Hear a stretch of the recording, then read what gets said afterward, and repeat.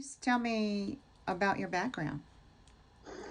Well, I was born 13th of August 1955 in Manchester, England, and brought up in a family of, it was 9 of us.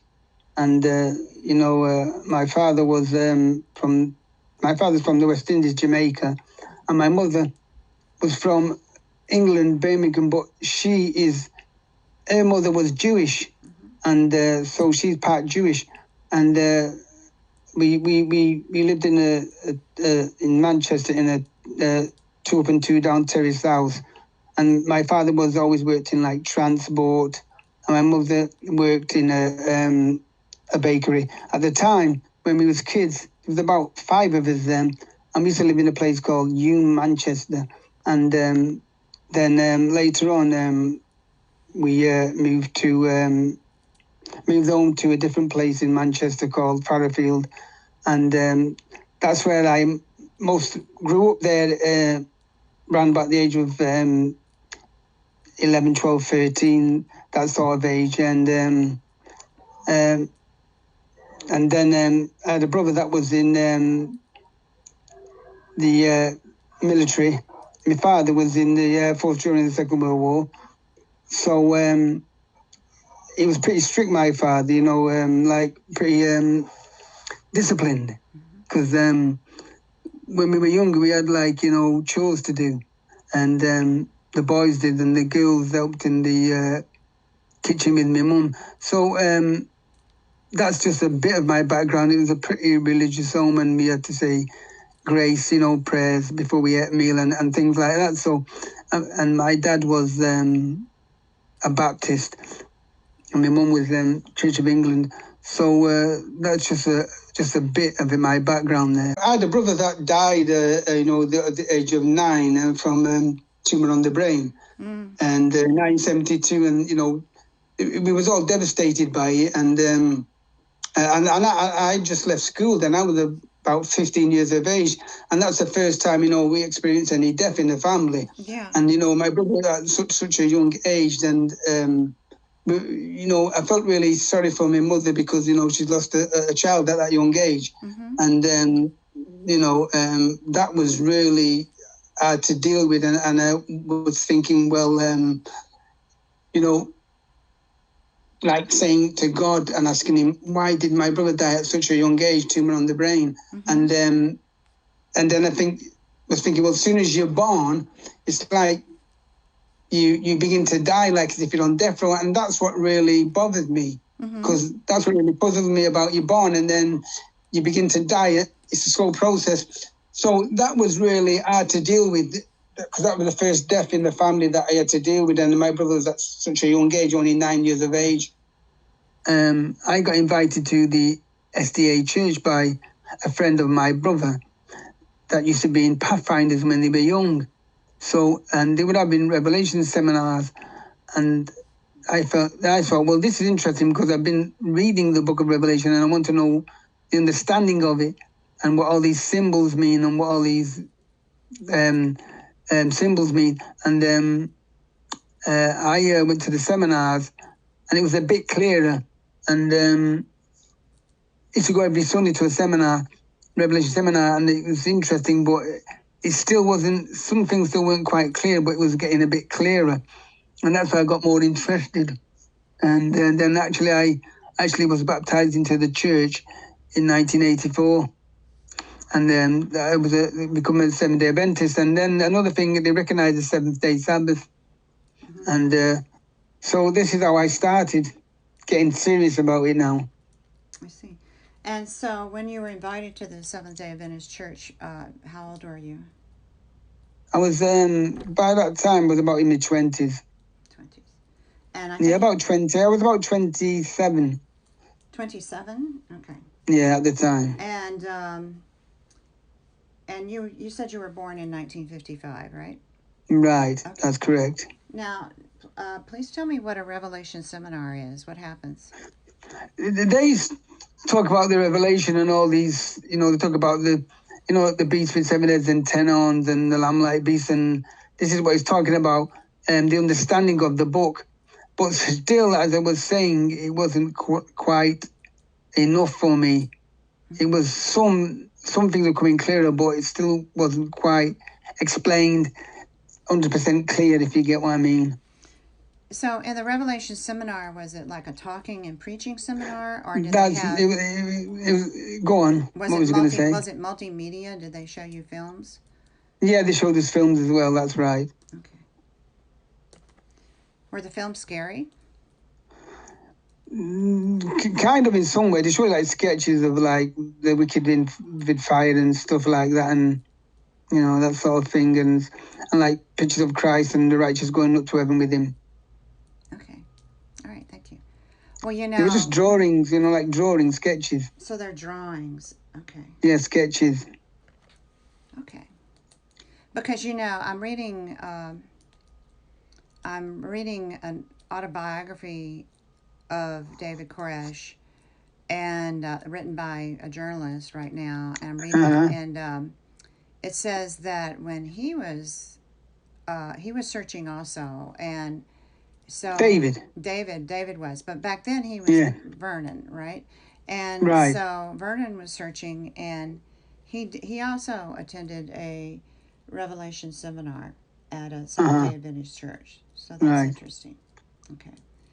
So that was in 1984, and so you were just in the Seventh-day Adventist Church until you started hearing about David's message from through the Henrys. That's right. Okay, good. That's very good. But they couldn't understand why we still believe in the Sabbath and some things what Ellen White says. But basically, David said we don't even mention Ellen White because some stuff Ellen White said was off the top of her head. It wasn't like revealed to her from God. She presumed some things to get me. So and sometimes I think some of the things that she wrote, I don't think you could follow them, all of them, because in that time in the 1800s, it's not the 1800s now, and it's not the present truth anymore. So she said some things concerning the future, but those prophets, they only saw in part and prophesied in part. But we got like the full blown picture. Yes. You got the full-blown picture from David. Yeah, that's right. Because, like you would say, the first, second, third, fourth, and sixth, they're not the seventh angel. It's the seventh angel. So when Ellen White talks about, when he's sitting in the seat of God, thinking he talks about the Catholic Church, the Pope, and it's not. It doesn't refer. That's what she says it is, but it's not. I'm sorry. Basically, what did Ellen White say? She talks a lot about in the book Great Controversy. She talks a lot about the Roman Catholic Church and that the Pope is the one that's sitting in the seat of God, saying he is God, right? As if he is God, and it's not. That's not what it is, because that was the present truth at that time. But truth is progressive, so it's not just the papacy. That's part of it, but it's not the one that sits in the seat. It's not the Pope. It's to do with King of the North. The King of the North? Yeah, United States of America. Yeah, so which one sits in the seat? The one that sits in the seat that I recall is the one holding the book in his hand, sealed with 7 seals. So, but that's not the seat. No, but the person is sitting in the seat of God, thinking he's God. That's a counterfeit. Oh, I see. He said he's sitting in the seat of God as if he is God. Oh, I see. And then he said he opened his mouth in blasphemy against God. This little horn. You see, the little horn power in Daniel 8, I think it is not the papacy. I'm sorry. She said it's the Roman Catholic. What kind of power? He said in Daniel 8 that there was a little horn. Oh, okay. With eyes like a man and a mouth speaking great things. No, it's not. She said it's the Roman Catholic Church. It's the papacy. It's the Pope, and it's not. I see. It's the United States of America. I see. It's little horn power. Okay, so in Daniel it talks about the little horn, and she associated that with the Pope. But, that's right. But in David's message, it's the United States. Right. Okay, got it. I'll give you this example. You know, when Christ was on the cross with the thief, and one thief riled against him, the thief said, "We're getting our just desserts." And that thief said to him, "Lord, remember me when you set up your kingdom." Mm-hmm. And then Christ said, "Today, I tell you, you shall be in paradise with me." Now, Ellen White said he didn't go to paradise then. It just meant in the future, in the resurrection. No, but he did. Because when Christ was resurrected, 200 people were resurrecting with him. And one of them was John the Baptist, and one of them was those thieves. And they went to heaven with Christ. So truth is progressive. So when she said that in that time, God allows it to apply for that time. So in Scripture, and nobody could gainsay the prophet. So you would take that as kosher. Mm-hmm. If you get what I mean, like Paul said in the Bible, this is the day that Joel spoke of. No, but it wasn't. There's no sun and the moon and the stars and an earthquake. So God allows it to be applied, so nobody can gainsay the prophet. Okay. So truth is progressive, and David was the seventh angel. I was just studying this. So William Miller I think, had the message for the first and second angel. That's right. And then Ellen White had the message for the third angel in the book of Right. Revelation. Right. And then she brought the Sabbath truth. Miller was about the second coming of Christ and the sanctuary. You know. The sanctuary. I thought Ellen White did the sanctuary. The sanctuary in heaven. Yeah. Okay. Well, she spoke about a lot of things, Ellen White. She was more than just a prophet.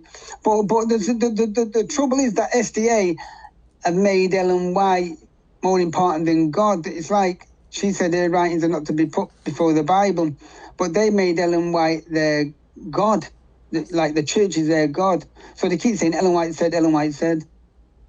I see. And Ellen White is not present truth. She's not present truth, and what she says is not what's in the Bible, right? No, because what she said was prophecy of her, for her time, but it's not the present truth. It's just like in Daniel chapter 2, it talks about this image, doesn't it?